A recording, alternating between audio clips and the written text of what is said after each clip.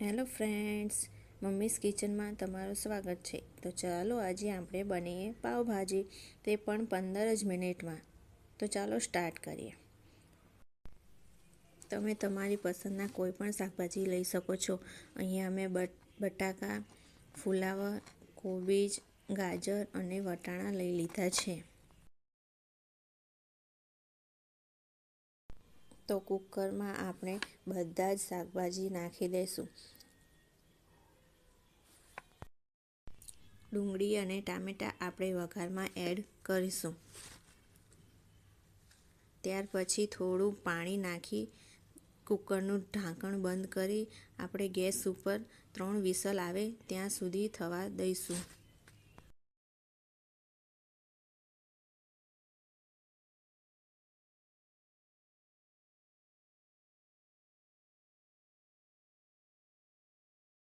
વટાણાને આપણે અલગથી બાફી લઈશું. એક કઢાઈ લેશું, તેમાં 3 ચમચી તેલ ઉમેરીશું.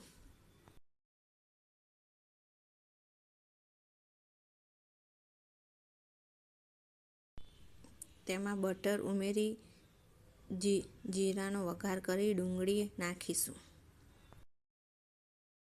ડુંગળી ગોલ્ડન બ્રાઉન થાય ત્યાં સુધી આપણે તેને સાંતળવાની રહેશે.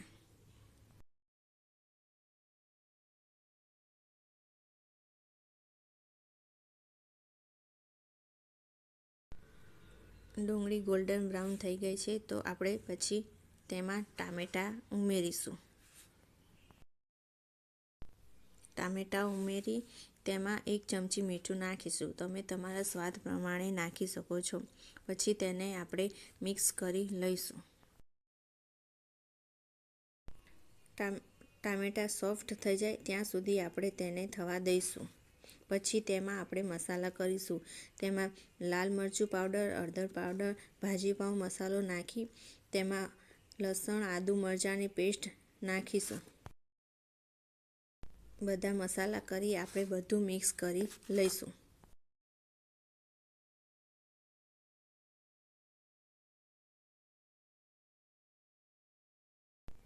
પછી થોડું ગરમ પાણી નાખી બધું મિક્સ કરી લેશું, જેથી મસાલો તળિયે ચોંટે નહીં.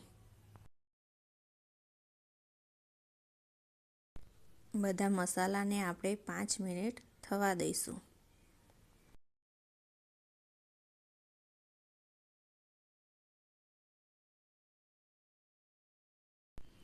મસાલો એકદમ સરસ રીતે થઈ ગયો છે અને તેલ પણ છૂટું પડી ગયું છે. તો આપણે હવે તેમાં બાફેલા બધા શાકભાજી નાખી દઈશું.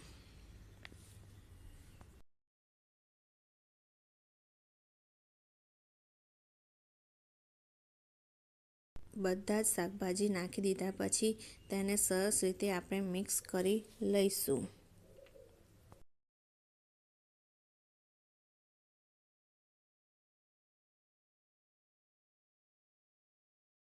બધું જ મિક્સ થઈ જાય પછી તેમાં પાણી ઉમેરી લેવું. પછી તેમાં અડધા લીંબુનો રસ નાખી દઈશું.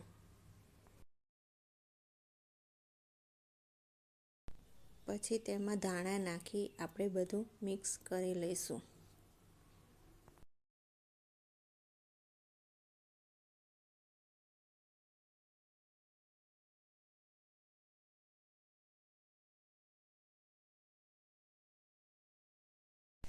તો ગરમા ગરમ પાવભાજી તૈયાર છે.